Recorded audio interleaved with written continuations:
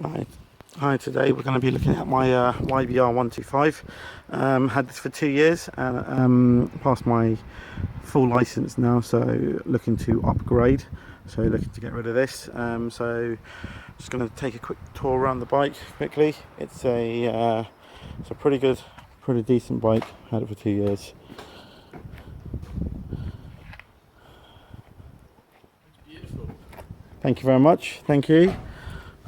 So there's a couple of scratches here, as you can see, but I think they're from parking, etc.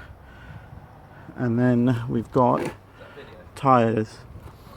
Thread is about 2 mil. Just put these on 3 months ago. That's both the front and the rear. I think these are Bridgestones, I think, and yeah, they've been pretty solid. So that's the new style 2011 exhaust, I believe. So the ones before were completely naked. So that's pretty much it. Single engine. I've got my L plates on there, and I've left them on there for whoever wants to buy this next, if they're a learner. 2 mirrors, etc. Let's have a look at the clock. So I bought this, I think it was about 2,500 miles. And it's now 8,000, so it's pretty good. Full tank costs, I think it's 12.5 litres, so it normally costs about 15 quid for a full tank, and that will get you around, I would say 280 to 330 miles per tank, depending on how you drive. So I've done both. If you completely rip it up in London or whatever, yeah, expect about 260, 270. Else, if you're driving in fifth gear at 5,000 RPM, you'll be strumming along at around 40 miles per hour, and yeah, you should be able to save a lot of petrol that way. What else do we have? So we've got this coup case box. So bought this for about 100 quid.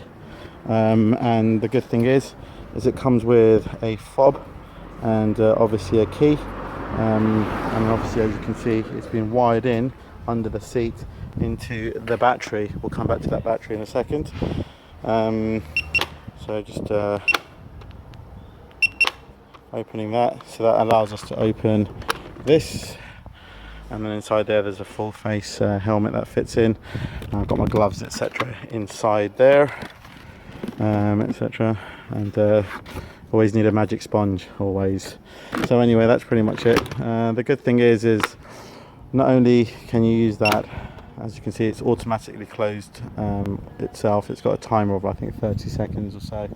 But yeah, so you can also use that to manually do it. Once you've actually unlocked it, you can actually press this button here as well, which actually removes all of this. So have a look at some of the pictures and you'll see me actually have dropped this onto the floor and taking photos of the bike without the coup case on there. So that's what it's called. It's called coup case fusion, and also the lights here, when you brake, those will come on as well.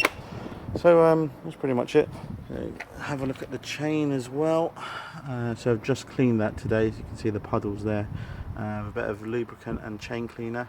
And I always use the Worth, the German ones, which is pretty good. Another really good feature with this, as you can see, you don't have to buy a wheel stand, so that rotates pretty freely because of the way that the bike is actually being kept. But as you can see, there's a completely separate one here as well, which allows you to do the side stand on its own.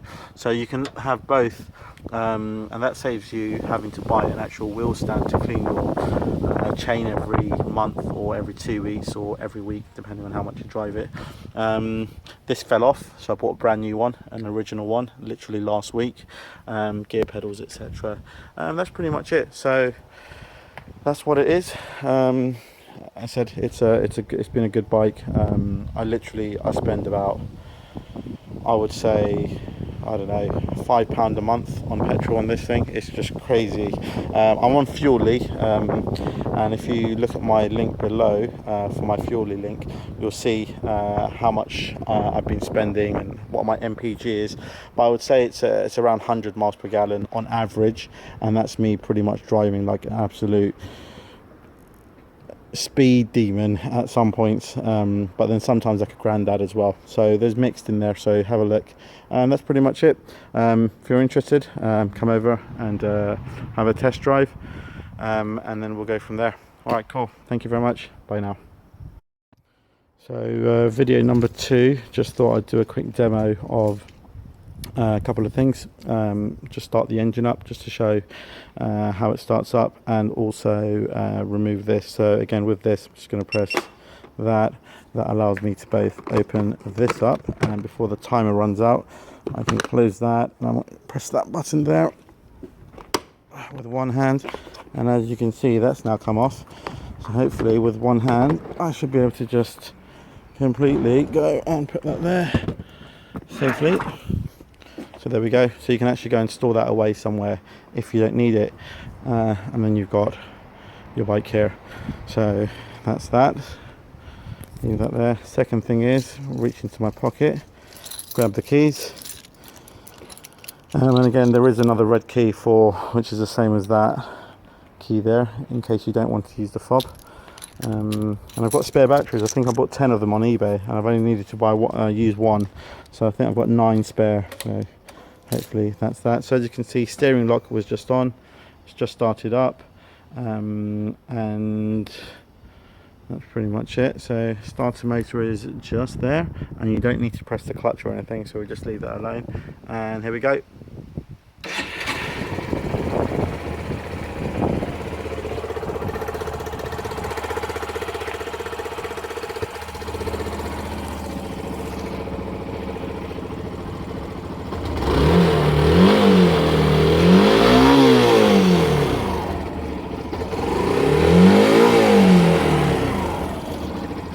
So yeah, that's pretty much how it starts. It's a great bike. Seriously, this is a lot of fun.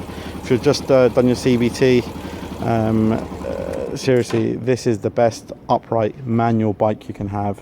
This or the CG125, no doubt. If you do go automatic, that's my neighbour's bike, Honda PCX. That's probably one of the most fuel efficient bikes. That probably gets about 110 miles per gallon. This gets about 106 or 7 probably miles per gallon on average, but essentially they're the same thing, same types of engine, just different transmission. But as I said, if you've just done your CBT and want to have something to commute onto work, and that will cost you literally, I don't know, about 2-3 quid. I think on Fuelly it works out to be 6 pence or 5.5 pence per mile, which is crazy compared to my car, which I think I spend at least 11 or 12 pence a mile on. So anyway, that's all. Thank you very much. So I've just taken that panel off,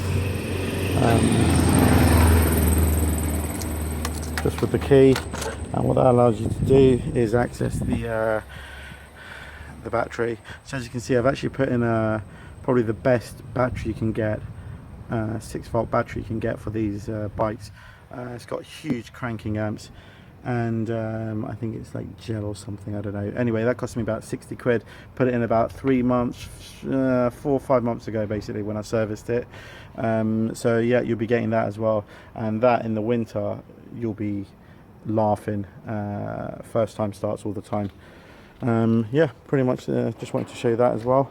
And if I can do it with one hand, maybe I will. I'm just going to put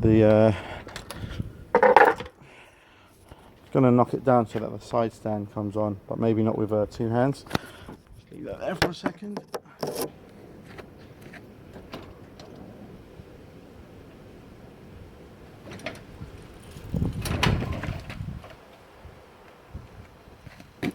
Okay. And now, as you can see, that side stand is there. The wheel is now on the floor because it's there, and so it's slightly slanted. So you've got 2 different positions, one for upright where your back wheel doesn't touch the floor. So yeah, that's quite good for long time parking, and if it's short-term parking, you can just use the side stand and come off. Cool. I think that is it, pretty much it. Thank you for watching. Petrol gauge is there, front mirror, and also I actually the stock Yamaha mirrors aren't very powerful. So if I just stick those on.